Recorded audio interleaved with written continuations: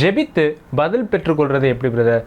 நானும் ரொம்ப நாளாக ஜெபம் பண்ணிக்கிட்டே இருக்கிறேன், ஒரு பதில் வந்த மாதிரியே தெரில. அப்போ நான் பண்ணுற ஜெபம் தப்பாக தான் இருக்குதா? நான் சரியாக ஜெபம் பண்ணுறேனா? எனக்கே ஒரு கன்ஃபியூஷனில் இருக்கிறேன். நான் எப்படி கரெக்டாக ப்ரேயர் பண்ணுறது அப்படின்ற ஒரு குழப்பத்தில் இருந்தீங்கன்னா இந்த வீடியோ உங்களுக்காக தான்.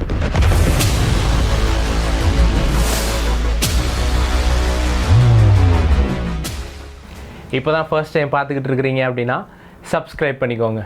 நீங்கள் ஜெபம் பண்ணி அதுக்கு பதில் பெற்றுக்கொள்ளணும் அப்படின்னா நீங்கள் கரெக்டாக ப்ரேயர் பண்ணுறீங்களா அப்படின்றது ஃபஸ்ட்டு உங்களுக்கு தெரிஞ்சிருக்கணும். பாருங்களேன், நிறைய பேருக்கு கன்ஃபியூஷன் இது தான். எனக்கு ரொம்ப நாளாக ப்ரேயர் பண்ணிகிட்டே இருக்கேன் பாஸ்டர், இந்த ஒரு குறிப்பிட்ட காரியத்துக்கு ரொம்ப நாள் ஆயிடுச்சு, பட் ஒரு சேஞ்சஸையும் நான் பார்த்த மாதிரி தெரியலை அப்படின்னு யோசிக்கிறீங்கன்னா நீங்கள் ப்ரேயர் பண்ணுறது கரெக்டான விதத்தில் இருக்கா, ஜெபித்து கரெக்டாக எப்படி பதில் பெற்றுக்கொள்வது அப்படின்றது தான் இன்றைக்கி நம்ம பார்க்க போகிறோம். 1 யோவான் 5ஆம் அதிகாரம் 14வது வசனம். நாம் எதையாகிலும் அவருடைய சித்தத்தின்படி கேட்டால் அவர் நமக்கு செவி கொடுக்கிறார் என்பதே அவரை பற்றி நாம் கொண்டிருக்கிற தைரியம்.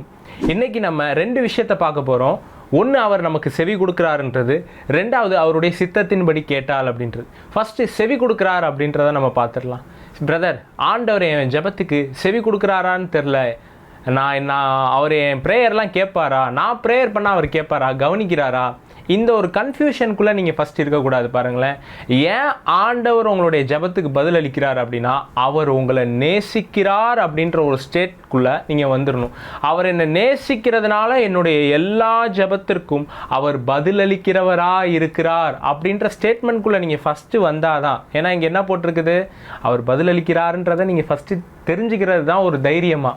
அடுத்த வசனம் பாருங்க, நாம் எதை கேட்டாலும் அவர் நமக்கு செவி கொடுக்கிறார் என்று நாம் அறிந்திருந்தோமேயானால் அவரிடத்தில் நாம் கேட்டவைகளை பெற்றுக்கொண்டோம் என்று அறிந்திருக்கிறோம். நம்ம எதை கேட்டாலும் அவர் செவி கொடுக்கிறாருன்றதை நம்ம அறிந்திருந்தோமேயானால் அப்படின்ட்டு இருக்கு. அப்போ இந்த அறிவுக்குள்ளே நீங்கள் எப்படி வர முடியும்? ஆண்டவர் உங்களை நேசிக்கிறாரு, நான் என்ன ப்ரேயர் பண்ணாலும் அவர் எனக்கு பதில் அளிக்கிறாரு. எதன் நிமித்தம் பதில் அளிக்கிறாரு? நீங்கள் அவருடைய பிள்ளையாக இருக்கிறீங்கன்றது நிமித்தம் பதில் அளிக்கிறாருன்ற ஒரு நாலேஜ் உங்களுக்கு வந்திருக்கணும். பாருங்கள், இதை கேட்டால் எனக்கு தருவாரா, அதை கேட்டால் எனக்கு தருவாரா? பிரதர், இந்த காரியம் கர்த்தருக்கு பிரியமாக இருக்குமா, நான் கேட்டால் இதை செய்வாரா இப்படின்ற ஒரு கன்ஃபியூஷன் நான் இருக்கிற ஒரு ஸ்டேட்மெண்ட்குள்ளேருந்து கேட்கக்கூடாது. பாருங்களேன், தேவன் தம்முடைய சொந்த குமாரனே உங்களுக்கு கொடுத்துருக்கிறாரு. பவுல் சொல்கிறாரு, தம்முடைய சொந்த குமாரன் என்றும் பாராமல் சிலுவையில் அவரையே நமக்காக கொடுத்தவர் மற்ற எல்லாவற்றையும் அருளாதிருப்பது எப்படி அப்படின்னு ஒரு கொஸ்டின் பண்ணுறார். எப்பா, அவர்கிட்ட இருந்த பெஸ்ட்டு தன்னுடைய குமாரன் தான். குமாரனையே கொடுத்துட்டார்னா இன்னைக்கு நீ கேட்டுக்கிட்டு இருக்கிற ஒரு சின்ன காரியம், இன்னைக்கு நீ கேட்டுக்கிட்டு இருக்கிற ஒரு பிஸ்னஸ், இன்னைக்கு நீ கேட்டுக்கிட்டு இருக்கிற ஒரு பொருளாதார விடுதலை, இதை தராமல் இருப்பாரா அப்படின்ற ஒரு கொஸ்டினுக்குள்ளே வர்றாரு. அப்போ இதுக்கு அர்த்தம் என்ன? அவரையே கொடுக்குறாருனா அவர் என்ன நேசிக்கிறாரு. இந்த ஒரு நிலைக்குள்ளே வந்துடணும். பாருங்க, இதுக்குள்ளே வந்துட்டு தான் நீங்கள் ப்ரேயரே ஸ்டார்ட் பண்ண ஆரம்பிக்கணும். ஒரு டவுட்டில் இருக்கக்கூடாது. ஏன் அவர் எனக்கு கொடுக்குறார்? அவர் என்னை நேசிக்கிறார், அதனால கொடுக்குறார். நான் ரொம்ப நல்லவேன்றதுனால கொடுக்கல, நான் பயங்கரமாக ப்ரேயர் பண்ணுறேன் அப்படின்றதுனால கொடுக்கல, நான் பெரிய ஜாம்போவான் அப்படின்றதுனால கொடுக்கல. அவருடைய நேசம் என் மேல் இருக்கிறதுனால் என்னுடைய எல்லா ஜபங்களும் கேட்கப்படும். இயேசு இருக்கிற ஸ்டேட்மெண்ட்டுக்குள்ளே வந்துடணும். பிதாவே, நீர் எப்பொழுதும் எனக்கு செவி கொடுக்கிறீர் என்றதை நான் அறிந்திருக்கிறேன்றார். இந்த அறிவு எங்கேருந்து வந்துச்சு? இயேசு மேலே பிதா வச்சிருக்கிற அன்பு பெருசுன்றது அவருக்கு தெரிஞ்சிருக்கு. பாருங்கள், அந்த அன்புலேருந்து ப்ரேயர் பண்ணுறார். ஸோ இந்த ஸ்டேட்டை எப்போவுமே மறந்துடக்கூடாது. இதிலேருந்து நீங்கள் எப்போவுமே ப்ரேயர் ஆரம்பிக்கணும். ரெண்டாவது என்ன அப்படின்னா, அவருடைய சித்தத்தின்படி கேட்டால். ஸோ நம்ம வசனத்தில் வாசித்த மாதிரி அவருடைய சித்தத்தின்படி கேட்டால். இங்கே தான் பிரதர் கன்ஃபியூஷன் ஆயிடுறேன். நான் கேட்குறது ஆண்டவருக்கு ஒரு வேளை சித்தம் இல்லாதனால தான் எனக்கு பதிலளிக்காமே போயிடுறாரோ, இது ரொம்ப தாமதமாகிக்கிட்டே போகுதோ, இதில் அவருடைய சித்தம் என்னன்னு தெரிஞ்சால் நான் கரெக்டாக ப்ரேயர் பண்ணுவேன்ல அப்படின்னு இந்த இடத்துல கன்ஃபியூஷன் ஆயிடுறாங்க. பாருங்கள், பொதுவாகவே நமக்கு கரெக்டாக ப்ரேயர் பண்ண தெரிகிறது கிடையாது. நம்ம எப்படி அவருடைய சித்தத்தின்படி ப்ரேயர் பண்ணுறது அப்படின்றத எடுக்க போகிறேன். நம்மளுடைய ப்ரேயர் எப்படி இருக்குதுன்னா, ஆண்டவருக்கு ஏதாச்சும் ஒரு ரூட்டை போட்டு கொடுப்போம். பாருங்கள், ஆண்டவரே நீங்கள் இப்படி செய்யுங்க, அப்படி செய்யுங்க. என்கிட்ட ஒரு பிரதர் வந்து சொன்னார், பிரதர் என்னுடைய மனைவி வந்து ரட்சிக்கப்பட மாட்டாங்க, கொஞ்சம் ரொம்ப டிஸ்டர்ப் பண்ணுற ஒருத்தவங்களாக இருக்கிறாங்க. கர்த்தர் எப்படியாச்சும் அவங்க கையை காலை உடைச்சிட்டு அவர் யாருன்ற அறிவை அவங்களுக்கு கொடுக்கணும் பிரதர். கர்த்தர் இப்படி ஒரு விஷயத்தை செஞ்சால் ஒரு பெரிய காரியம் வரும், நீங்கள் அதுக்காக ஜெபித்து கொள்ளுங்க அப்படின்ட்டாங்க. இந்த ஸ்டேட்மெண்ட்டை நான் கேட்டோடனே ஆச்சரியப்பட்டுட்டேன். பாருங்கள், என்னமோ கர்த்தர் வந்து ரவுடி மாதிரியும் அவர் கேங்ஸ்டர் மாதிரியும் நான் அவருக்கு கூலிப்படையாக இருந்து நடுவில் இருந்து இவங்களுக்காக நான் கர்த்தர்கிட்ட கேட்கணுமா, அந்த அம்மா கையை உடச்சிருங்க, காலை உடச்சிருங்க, அப்படி ஒரு கர்த்தருக்குள்ளே வந்துடட்டும். அதாவது நம்ம ப்ரேயர் எப்படி இருக்குது பாருங்களேன் பிரதர். ஆண்டவர் அவங்கள உடைத்து உருவாக்கணும், இப்படி கையை காலை உடைச்சா உருவாக்கணும். ஸோ நம்மளுக்கு என்னென்னா, நமக்கு ஒரு விஷயம் தேவைப்படுது, அவங்க ரட்சிக்கப்படணும், இல்லை அவங்க ஒரு மாற்றத்துக்குள்ளே ஏற்படணும், இப்படி தான் நினைக்கிறோம். ஆனால் நம்ம போட்டு தரோம் பாருங்கள் ஆண்டவருக்கு ஒரு ரூட்டு, அதுதான் நிறைய நேரத்தில் அவருடைய சித்தத்தின்படி இருக்கிறது கிடையாது. நீங்கள் எதிர்பார்க்கறது வேணால் அவருடைய சித்தத்தின்படி இருக்கலாம், நடுவில் ஒரு ரூட்டு போட்டு தரீங்க பாருங்கள், அதுதான் நிறைய நேரத்தில் தப்பாக மாறிடுது. சரிப்பா, அவருடைய சித்தத்தின்படி எப்படி தான்ப்பா அப்போ ஜெபம் பண்ணுறது அப்படின்னு கேட்டிங்கன்னா, அவருடைய சித்தம் என்னென்னா அவருடைய வார்த்தையை வச்சு நீங்கள் ப்ரேயர் பண்ண கற்றுக்க ஆரம்பிக்கணும் பாருங்கள். அவர் தன்னுடைய வார்த்தைக்கு மீறி எதையும் செய்ய மாட்டார். அவர் எதை சொல்கிறாரோ அதை தான் செய்வார். செய்கிறத சொல்கிறவர், சொல்கிறத செய்கிறவர். இப்படி பாட்டு கூட இருக்குது பாருங்களேன். அப்போ என்னென்னா, அவருடைய வார்த்தையை வச்சு நீங்கள் ப்ரேயர் பண்ணிங்கன்னா அவருடைய சித்தத்தின்படி நீங்கள் ஜெபம் பண்ண ஆரம்பிச்சிட்டீங்க அப்படின்னு அர்த்தம். சரி, இப்போது நம்ம அவருடைய வார்த்தையை வச்சு ஜெபம் பண்ணுறது அப்படின்றத பார்த்துட்டோம். இந்த வார்த்தையை வச்சு ஜெபம் பண்ணுறதுக்கு பைபிள் எவ்வளோ முக்கியத்துவம் கொடுக்குது அப்படின்றது உங்களுக்கு தெரியுமா? ஆண்டவரை பைபிள் நிறைய இடத்துல நியாயாதிபதி அப்படின்னு சொல்லுது, ஜட்ஜ் அப்படின்னு சொல்லுது, அதுவும் நீதி உள்ள நியாயாதிபதி. கர்த்தரை நியாயாதிபதின்னு சொல்கிறப்போ பொதுவாகவே நம்ம என்ன சொல்லிடுவோம்னா, கர்த்தர் தண்டிக்கிறதற்கு அவர் நியாயாதிபதியாக இருக்கிறார், கடைசி காலத்தில் உன்னை தண்டிப்பார், இப்படி உனக்கு ஒரு நியாய தீர்ப்பு உண்டாகும், அப்படி ஒரு நியாய தீர்ப்பு உண்டாகும். இதை மட்டும்தான் சொல்கிறாங்களே தவிர்த்து வேற இன்னொன்று சொல்ல மாட்டாங்க. என்னன்னா, அவர் நீங்கள் பண்ணக்கூடிய பிரேயருக்கும் ஒரு நியாயாதிபதியாக இருக்கிறாருன்றதை தெரிஞ்சுக்கிறது கிடையாது. ஏன்னா லூக்கா 18வது அதிகாரத்தில் போட்டிருக்குது, ஒரு நியாயாதிபதியை ஒரு அம்மா ரொம்ப நாள் வந்து தொந்தரவுப்படுத்திக்கிட்டே இருக்குதான். அவர் ஒரு அநீதி உள்ள நியாயாதிபதியா, கெட்ட நியாயாதிபதி. ரொம்ப நாள் தொந்தரவுப்படுத்துறதுனால அந்த நியாயாதிபதி, இந்த அம்மா ரொம்ப நாள் டிஸ்டர்ப் பண்ணுது, இவளுக்கு ஒரு டக்குன்னு ஒரு தீர்ப்பை சொல்லுடா அப்படின்னு சொல்லிட்டு ஒரு நீதியை வாங்கி கொடுத்துட்றாராம். இப்போது கர்த்தர் தம்மோட அந்த நியாயாதிபதியை ஒப்பிடுறாரு பாரு. அநீதி உள்ள நியாயாதிபதியே ரொம்ப நாள் ஒருத்தனை டிஸ்டர்ப் பண்ணா ஆன்சர் பண்ணுறான் அப்படின்னா, நான் நீதி உள்ள நியாயாதிபதிடா, என்னிடத்துல கேட்டுக்கொள்ளுகிற யாவருக்கும் நான் பதிலளிக்கிறவராக இருக்கிறேன். யார் கேட்டாலும் சரிங்க, இந்த நீதி உள்ள நியாயாதிபதி உங்களுடைய ஜபத்துக்கு பதிலளிக்கிறார் அப்படின்றத தெரிஞ்சுக்கணும். கர்த்தர் நியாயாதிபதி அப்படின்றது உங்களுக்கு தெரிஞ்சிருச்சுன்னா, இப்போ நீங்கள் யாருன்றது தெரிஞ்சுக்கிறது ரொம்ப அவசியம். பாருங்களேன், ஜட்ஜு கிட்ட யார் போய் பேசுவா? அட்வொகேட் போய் பேசுவார். நீங்கள் யாராக இருக்கிறீங்கன்னா கிறிஸ்துவுக்குள்ள அட்வொகேட்டாக இருக்கிறீங்க.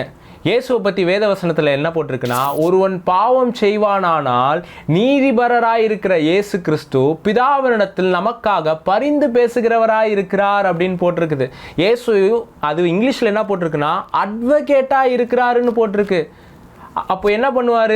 பிசாசு வந்து இவன் பாவி அப்படின்னு குற்றம் சாட்டுகிற பொழுது அவன் பாவி கிடையாது, என்னுடைய இரத்தத்தினால் அவன் நீதிமானாக்கப்பட்டு இருக்கிறான் அப்படின்றத சப்மிட் பண்ணுறாரு பாருங்க. இதுதான் ஒரு அட்வொகேட்டோடைய வேலை. அட்வொகேட்டை போய் ஜட்ஜுக்கிட்ட போயிட்டு ஆர்கியூமெண்ட் பண்ண மாட்டாங்க. அவன் ரொம்ப நல்லவங்க, அவனை விட்டுருங்க, அவன் எந்த தப்பும் செஞ்சுருக்க மாட்டாங்க. அட்வொகேட் இப்படி பேச மாட்டார். அவர் என்ன பண்ணுவார்னா செக்ஷனை யூஸ் பண்ண ஆரம்பிப்பார். ஐபிசி இந்த செக்ஷனின் படி அவன் இதற்காக தண்டிக்கப்படக்கூடியவன் கிடையாது, அவன் விடுதலையாக்கப்பட வேண்டியவன், ஐபிசி இந்த செக்ஷனின் படி. அப்போ நீங்கள் என்ன பண்ணணும்னா, அவர் நியாயாதிபதியாக இருக்கிறார்னா உங்களுக்கான லா எது அப்படின்னா, உங்களுக்கான செக்ஷன் எதுனா, இதில் இருக்கக்கூடிய ஒவ்வொரு வசனம், இதில் இருக்கிற ஒவ்வொரு வசனத்தையும் நீங்கள் பயன்படுத்தி உங்களுடைய ஜபத்தில் நீங்கள் யூஸ் பண்ணணும். பாருங்களேன், பிரதர் எனக்கு கஷ்டமாக இருக்குது பிரதர், ஆண்டவர் எனக்கு ஏதாச்சும் வாரா, நான் ஆண்டவர்கிட்ட போய் ஜெபம் பண்ண போகிறேன், பிதாவே எனக்கு ஏதாச்சும் செய்யுங்க, எனக்கு ஏதாச்சும் ஒரு இரக்கம் பாராட்டுங்க. ஜட்ஜு கிட்ட அப்படி பேசக்கூடாது, வசனத்தை வச்சு பேசணும். சிங்க குட்டிகள் தாழ்ச்சி அடைந்து பட்டினியாக இருக்கும், கர்த்தரை தேடுகிறவர்களுக்கோ ஒரு நன்மையும் குறைவுபடாது அப்படின்னு வசனம் சொல்லுகிறது. ஆகையால் நான் ஒரு நன்மைகளுக்கும் குறைவுபட்டு இருக்க மாட்டேன், கர்த்தர் என் மெய்ப்பராக இருக்கிறார்னு வசனம் சொல்லுது, அதனால் நான் தாழ்ச்சி அடையேன் அப்படின்னு சொல்லிட்டு நீங்கள் வசனத்தை எடுத்து, இதுதான் உங்களுக்கான செஷன், இதை எடுத்து அறிக்கையிட ஆரம்பிக்கணும். நான் ஒன்றுக்கும் தாழ்ச்சி அடையேன். பிரதர் இந்த வியாதியை கர்த்தர் சுகமாக்குவாரா? ஆண்டவரே இந்த வியாதியை சுகமாக்குங்க. கிடையாது, உன் வசனம் என்ன செக்ஷன் சொல்லுது? அவருடைய தழும்புகளால் நான் குணமானேன். இயேசுவின் நாமத்தினால வியாதியே உனக்கு இந்த சரீரத்தில் இருக்கிறதுக்கு அதிகாரம் கிடையாது, வெளியேறு. நீங்கள் பாருங்களேன், ரெண்டு ஜபத்துக்கும் உங்களுக்கு வித்தியாசம் தெரியும். ஒன்றில் என்னவா இருக்கும் அப்படின்னா, விசுவாசம் இருக்கிற மாதிரியே இருக்காது. ஆண்டவரே சுகமாக்குங்க, இதில் விசுவாசம் தெரியுதா? இல்லை அவருடைய தழும்புகளாலே நான் குணமாக இருக்கிறேன்னு வசனத்தை சொல்லி ப்ரேயர் பண்ணும்போது விசுவாசம் தெரியுதா? வசனத்தை சொல்லும் போது தான் உங்களுக்கு விசுவாசம் வெளிப்படுறதை நீங்கள் பார்க்க முடியும். அப்போது நியாயாதிபதிகிட்ட, உங்கள் ஜட்ஜிட்ட என்ன பண்ண போகிறீங்கன்னா அதுக்கப்புறம் வசனத்தை வச்சு ப்ரேயர் பண்ண போகிறீங்க. வழக்காடுவோம் வாருங்கள் என்று கர்த்தர் சொல்லுகிறார் அப்படின்னு வசனம் இருக்குது பாருங்களேன். அவர் வழக்காடுறதுக்கு கூப்பிட்றாருங்க. உங்கள் வசனத்தை எடுத்து ரெடி ஆகிக்கோங்க. நான் எப்படி தெரியுமா ப்ரேயர் பண்ணுவேன்? ஒரு வசனத்தை எடுத்து அதை மறுபடி ஏன் கேரக்டரை வச்சு அதை அறிக்கையிட ஆரம்பிச்சிருவேன். இப்போது சொல்கிறாரு, வியாதியஸ்தர்கள் மீது கைகளை வைப்பீர்கள், அப்பொழுது அவர்கள் சொஸ்தமாவார்கள்.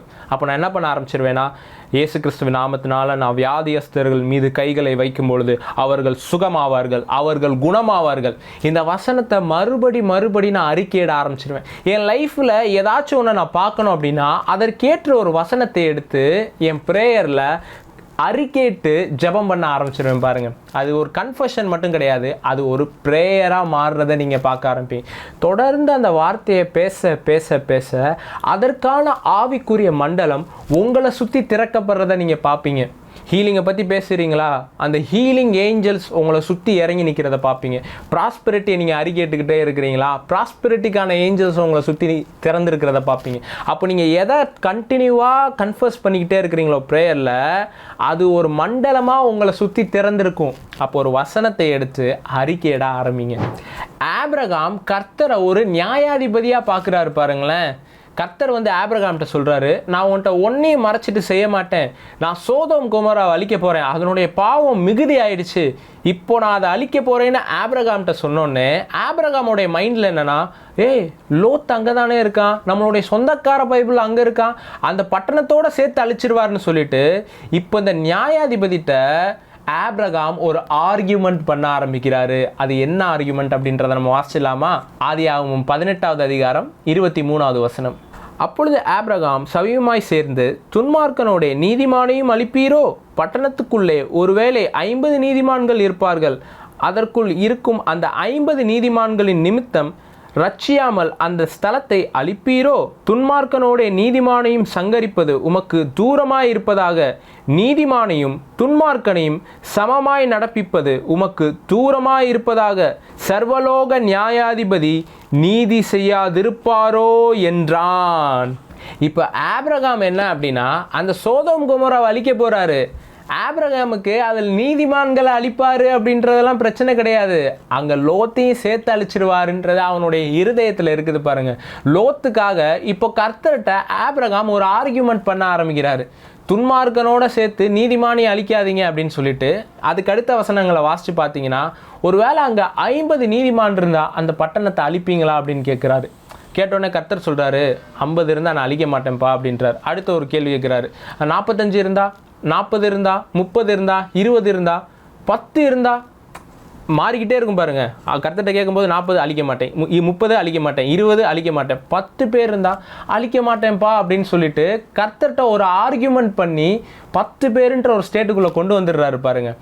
ஆனால் அந்த பட்டணம் எப்படியோ அழிக்கப்பட்டுரும். கர்த்தருக்கு தெரியும் ஆபிரகாமுடைய இருதயத்தில் இருக்கிறது அந்த பட்டணம் கிடையாது, ஆபிரகாமுடைய இருதயத்தில் இருக்கிறது அங்கே இருக்கக்கூடிய லோத்து. கர்த்தர் எதற்கு பதிலளிக்கிறவராக இருக்கிறார்னா, உங்களுடைய இருதயத்தை பார்க்குறவராக இருக்கிறார். இப்போ ஆபிரகாமுக்கு பதிலளித்ததுக்கு ஒரே காரணம் என்ன தெரியுமா?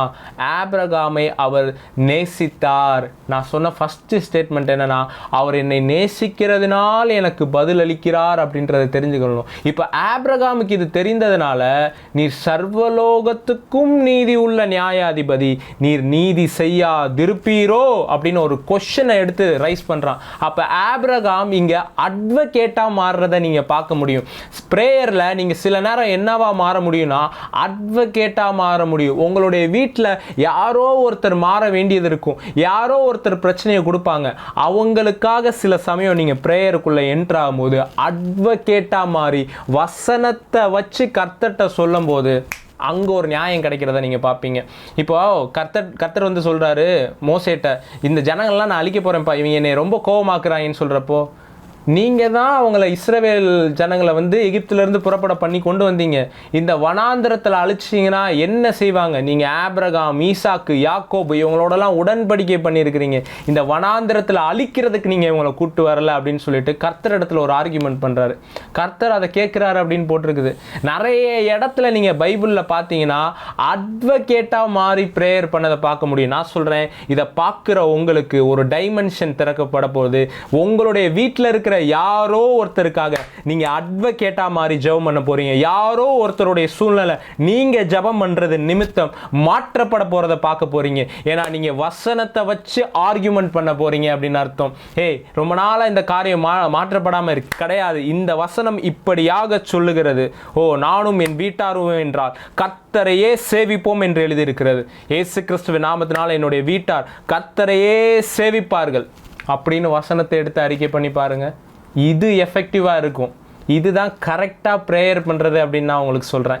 ஜபித்து பெற்றுக்கொள்வது அப்படின்ட்டு ஒரு பாயிண்டில் முடிக்க முடியாது பாருங்களேன். பல பாயிண்ட் இதுக்கு பேசிக்கிட்டே இருக்கலாம். வரக்கூடிய நாட்களில் இதை பற்றி நம்ம அதிகமாக பேசுவோம். இன்றைக்கி நம்ம பேசியிருக்கிறது என்னென்னா, அவரை ஒரு ஜட்ஜாக பார்த்து நீங்கள் வசனத்தை வச்சு அறிக்கை பண்ணி ப்ரேயர் பண்ணுறது பாருங்களேன். 2 விஷயத்தை நீங்கள் புரிந்து கொள்ளணும். ஒன்று, அவர் என்னை நேசிக்கிறதுனால பதிலளிக்கிறாரு. அவர் இன்னொன்று ஜட்ஜாக இருக்கிறார். அப்போ ஜட்ஜிக்கிட்ட அவருடைய சித்தத்தின்படி ஜெபம் பண்ணணும் அப்படின்னா வசனத்தை வச்சு ஜெபம் பண்ணணும் அப்படின்னு நான் சொல்கிறேன். இதை பார்க்குற ஒவ்வொருத்தவங்களுக்காக நான் ப்ரேயர் பண்ணணும் அப்படின்னு விருப்பப்படுறேன். பிதாவே இயேசு கிறிஸ்துவின் நாமத்தினால இதை பார்க்குற ஒவ்வொருத்தவங்களுக்காக வருகிறேன். ஆண்டவரே, உம்முடைய வசனம் இப்பொழுதே உங்களுடைய இருதயத்தில் டெபாசிட் ஆகட்டும். உம்முடைய வசனம் இப்பொழுதே இவங்களுடைய சூழ்நிலைகளுக்காக எந்த வசனம் இவங்களுக்கு தேவைப்படுதோ பரிசுத்த ஆவியானவரே அந்த வசனத்தை இவங்களுக்கு 4 திசைகள்லேருந்து காமிங்க. எந்த வசனத்தை வச்சு இவங்க ப்ரேயர் பண்ணணுமோ அந்த வசனத்தை பரிசுத்த ஆவியானவரே நீங்கள் இவங்களுக்கு வெளிப்படுத்துங்க. Thank you Jesus. இவங்க ரொம்ப நாளாக எதுக்கு ப்ரேயர் பண்ணிகிட்டு இருக்காங்களோ, ரொம்ப நாளாக எதுக்கு காத்துக்கிட்டு இருக்கிறாங்களோ அந்த காரியம் இயேசு கிறிஸ்துவின் நாமத்தினால இவங்களிடமாக வந்து வாய்க்கட்டும் என்று நான் சொல்லுகிறேன். Thank you Jesus. இயேசு கிறிஸ்துவின் நாமத்தினால் ரொம்ப நாள் நின்று கொண்டு இருக்கிற, தாமதமாகி கொண்டு இருக்கிற எந்த ஒரு காரியம் இருக்குதோ இயேசு கிறிஸ்துவின் நாமத்தினால் அது இப்பொழுதே உங்களுக்கு ரிலீஸ் ஆகட்டும் அப்படின்னு நான் சொல்கிறேன். ஒரு அற்புதம் இப்பொழுதே இவங்களுக்காக நடக்கட்டும். ரொம்ப நாள் ப்ரேயர் பண்ணது அப்படியே நடக்கட்டும். ரிசல்ட் வர்றதை பார்க்கட்டும் இவங்க. Thank you Jesus. இவங்க ஜெபம் பண்ணும்போதெல்லாம் நீங்கள் நேசிக்கிறீங்கன்றதுக்கான அடையாளம் இவங்க பதில் பெற்றுக்கொள்ளட்டும். Thank you Jesus. Thank you Jesus. பெரிய அற்புதங்களை நீங்கள் செய்யுங்க இயேசுவின் நாமத்தில் பிதாவே, ஆமென். ஸோ இந்த செய்தி உங்களுக்கு பிரயோஜனமாக இருந்துச்சு அப்படின்னா மற்றவர்களுக்கும் நீங்கள் இந்த செய்தியை ஷேர் பண்ணலாம். இந்த செய்தினால் நீங்கள் ஆசீர்வதிக்கப்பட்டிருக்கிறீங்க அப்படின்னா இந்த வார்த்தைக்காக நீங்கள் விதைக்கலாம், இந்த ஊழியத்திற்காக நீங்கள் விதைக்கலாம். சிறுக விதைக்கிறவன் சிறுக அறுப்பான், பெருக விதைக்கிறவன் பெருக அறுப்பான் அப்படின்ட்டுருக்கு. இந்த வார்த்தைக்கு நீங்கள் விதைக்கும் போது இந்த ஊழியத்தில் இருக்கிற அபிஷேகமும் இந்த ஊழியத்தில் இருக்கிற கிருபைகளும் உங்களுடைய வாழ்க்கையில் வர்றதை நீங்கள் பார்ப்பீங்க. ஸோ சிலர் இந்த ஊழியத்தில் தொடர்ந்து பங்காளராக மாறணும் அப்படின்னு நினச்சிங்கன்னா கூட நீங்கள் மந்த்லி இந்த ஊழியத்தில் நீங்கள் ஒரு பங்காளராக மாறலாம். நீங்கள் ஒரு பார்ட்னர்ஸாக இந்த மினிஸ்ட்ரியில் மாறலாம். அதுக்கு கீழே பார்க்குற account number, Google Pay, PhonePe, இந்த மாதிரியான எல்லா டீட்டெயில்ஸும் கீழே கொடுக்கப்பட்டிருக்கிறத நீங்கள் பார்க்க முடியும். அக்கௌண்ட் நம்பரும் இருக்கும். இன்டர்நேஷ்னலி நீங்கள் பார்க்குறீங்க அப்படின்னா நமக்கு வெப்சைட் இருக்குது, பேபாலோடைய வெப்சைட் இருக்குது. அதில் போனீங்கன்னா கார்டு மற்ற டீட்டெயில்ஸ் எல்லாம் என்ட்ரு பண்ணி இந்த ஊழியத்துக்கு நீங்கள் அனுப்பிச்சி வைக்கலாம். யாருக்காச்சும் நீங்கள் ப்ரேயர் பண்ணணும் அப்படின்னு நினச்சிங்க அப்படின்னா கீழே பார்க்குற வாட்ஸ்அப் நம்பருக்கு உங்களுடைய ப்ரேயரை டைப் பண்ணி அனுப்புங்க. நிறைய ப்ரேயர் ரெக்வஸ்ட் வரதுனால என்னால் அட்டன் பண்ண முடிகிறது கிடையாது. மற்ற சோஷியல் மீடியாவில் நீங்கள் ஃபாலோ பண்ணிக்கலாம். ஃபேஸ்புக், இன்ஸ்டாகிராம், மற்ற சோஷியல் மீடியாலாம் இருக்கும். அதை நீங்கள் ஃபாலோ பண்ணிட்டீங்கன்னா நம்மளுடைய மீட்டிங் அடுத்து எங்கெங்கெல்லாம் நடக்குது அப்படின்ற போஸ்டர்ஸு உங்களுக்கு அப்டேட் ஆகிக்கிட்டே இருக்கும் பாருங்களேன். இதை எல்லாருக்கும் ஷேர் பண்ணுங்கள். கர்த்தர் உங்கள் எல்லாரையும் ஆசீர்வதிப்பாராக. God bless you all.